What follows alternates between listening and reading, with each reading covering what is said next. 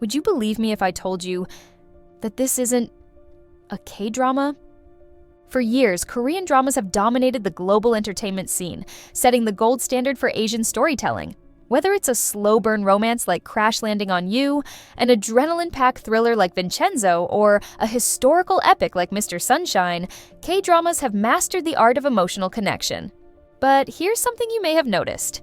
K-dramas are not the same anymore.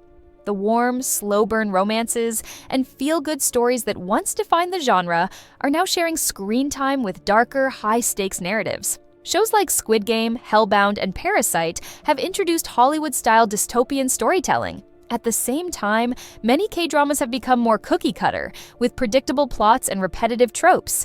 While some fans enjoy this new direction, others are turning to Chinese dramas for their sharper humor, well-rounded villains, and more comprehensive character development.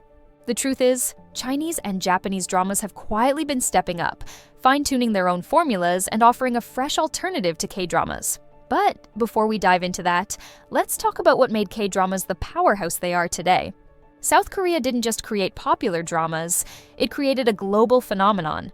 The Hallyu wave, or Korean wave, took entertainment beyond Korea's borders, spreading K-dramas, K-pop, and K-beauty trends across the world.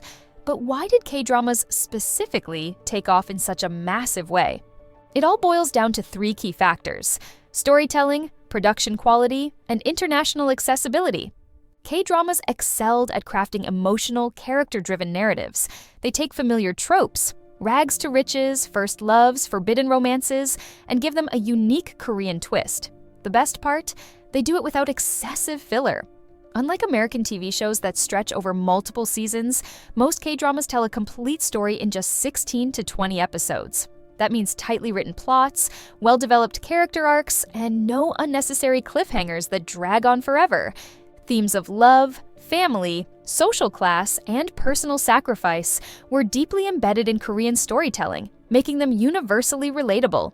Even when a drama explores fantasy, like Goblin or My Love from the Star, the emotional core remains intact, whether it's a god's eternal loneliness or an alien's struggle to understand human love.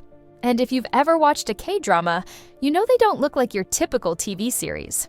Every frame is meticulously crafted for cinematic look and feel. From the breathtaking city skylines of Seoul to the lush green landscapes of historical dramas, cinematography plays a huge role in setting the mood. Lighting, color palettes, and set design are all carefully planned to enhance the emotional experience. And let's not forget the food scenes, because who hasn't craved kimchi stew or tteokbokki after watching a drama? These small details help create an immersive world that makes you feel like you're living inside the story. Sadly, the rise of streaming platforms changed the game. In the past, K-dramas were mainly enjoyed in Asia, but platforms like Netflix, Viki, and Disney Plus made them accessible to audiences worldwide. With Netflix pumping millions into darker, grittier K-dramas like Squid Game, All of Us Are Dead, and The Glory, the K-drama vision is revolutionizing. While that's exciting for many viewers, others miss the lighthearted, comforting romances that once defined K-dramas. Some would seek comfort from other Asian dramas to cope up. Let's talk about Chinese dramas. If K-dramas are known for their tight, emotionally rich storytelling, then C-dramas are their long-lost cousins with a penchant for slow-burn romance, breathtaking aesthetics, and expansive world-building. At first glance, K-dramas and C-dramas might seem like two sides of the same coin. Both industries craft emotional roller coasters that keep viewers glued to the screen. Both share common storytelling elements, dramatic plot twists, deep character relationships, and strong family values. And let's be honest, both have mastered the art of the romantic stare. But look closer, and you'll find that C-dramas operate on a different rhythm.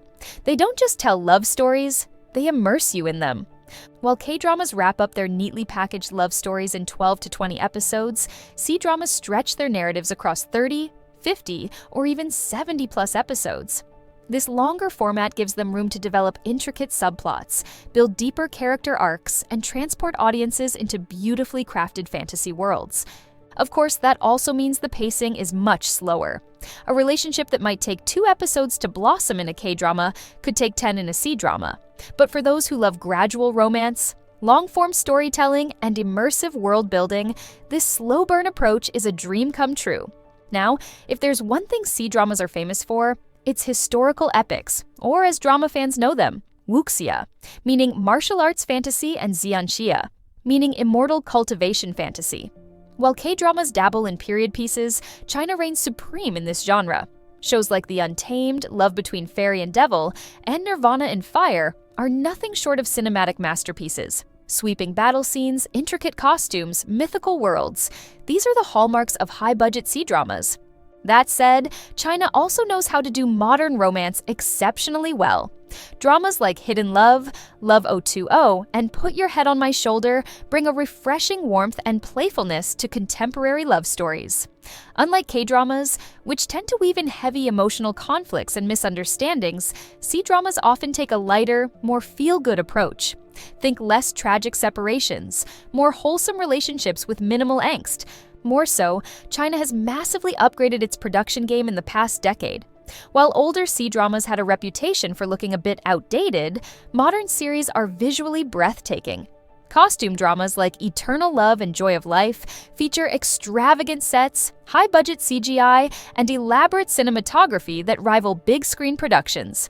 Even contemporary C-dramas have embraced high-quality visuals, using soft lighting, pastel color palettes, and dreamy aesthetics to enhance the romance. But if there's one thing that sets C-dramas apart, it's the sheer scale. China's TV industry is massive, and that means bigger sets, more detailed world building, and an almost theatrical feel to its productions. Now, comparing the trope, both K-dramas and C-dramas value on-screen chemistry. A charismatic lead couple is a must. However, there are noticeable differences in character portrayal. For K-dramas, recent years have brought a rise in strong, independent female leads, career-driven, bold, and emotionally complex. From the sharp-tongued hotel owner in Hotel Del Luna to the fierce therapist in It's Okay to Not Be Okay, modern K-drama heroines break free from outdated damsel-in-distress tropes. While China also has powerful female characters, its idol romance dramas still lean toward the classic, cute and naive heroine. Many follow the cold, rich male lead falls for ordinary girl formula, which, while beloved, can sometimes feel repetitive. That said, historical and fantasy C-dramas often feature strong warrior women and strategic masterminds, adding more variety to female character roles. Both K-dramas and C-dramas also embrace melodramatic acting when the story calls for it. Expect passionate love confessions, teary-eyed breakups, and cliffhangers for every episode. And let's not forget the occasional over-the-top comedic moments, because what's an Asian drama without a little exaggerated reaction? K-dramas may have led the charge, but now C-dramas are catching up fast, thanks to streaming platforms like IQIYI, Tencent Video, and Youku. These services are making C-dramas more accessible worldwide, leading to a surge in global fans. In the past, international viewers mainly stuck to K-dramas, but now Chinese dramas are gaining traction in the same markets. But here's the big question. Are C-dramas just copying K-dramas? Not exactly. While some storytelling elements, contract marriages, childhood fate romances, love triangles, have become pan-Asian staples, China has developed its own unique drama identity. That said, C-dramas have definitely borrowed stylistic elements from K-dramas. The one-season, fixed-length format, which K-dramas perfected, is now standard in China. The idol drama model, where pop idols take on leading roles, first became big in Korea and Japan before Chinese producers embraced it. Even soundtrack practices have converged. C-dramas now feature original ballad OSTs sung by well-known C-pop artists, just like K-dramas do. But let's not forget, influence goes both ways. Korea has also started adapting Chinese originals. The 2023 JTBC drama Family by Choice is a remake of the Chinese hit Go Ahead. And Moon Lover's Scarlet Heart Raiyo was adapted from the Chinese time travel romance Bu Bu Jingxin. It's a sign that while K-dramas may have pioneered the Asian drama wave, C-dramas are now creating hits that even Korea wants to remake. So if you haven't jumped into C-dramas yet, what are you waiting for? On another perspective, Japanese dramas have always played by their own rules. Unlike K-dramas and C-dramas, which focus on sweeping emotions and grand romantic gestures, J-dramas prioritize introspective, grounded, and socially aware storytelling. With direct remakes of hit K-dramas like Roppongi Class or Itaewon Class, it's clear that Japan is taking notes from Korea's success. But does that mean J-dramas are becoming more like K-dramas, or are they just evolving to keep up? The answer isn't simple.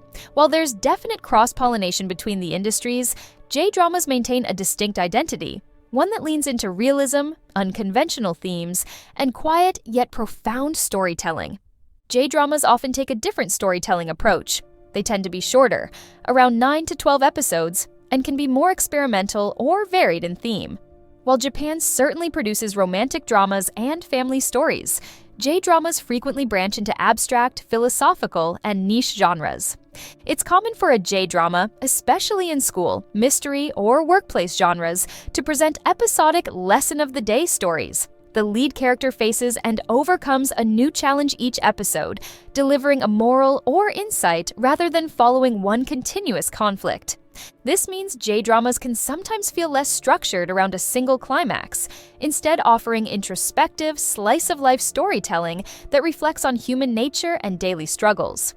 Korean stories often emphasize interpersonal relationships and social hierarchies, whereas Japanese dramas venture into offbeat reflections on life itself.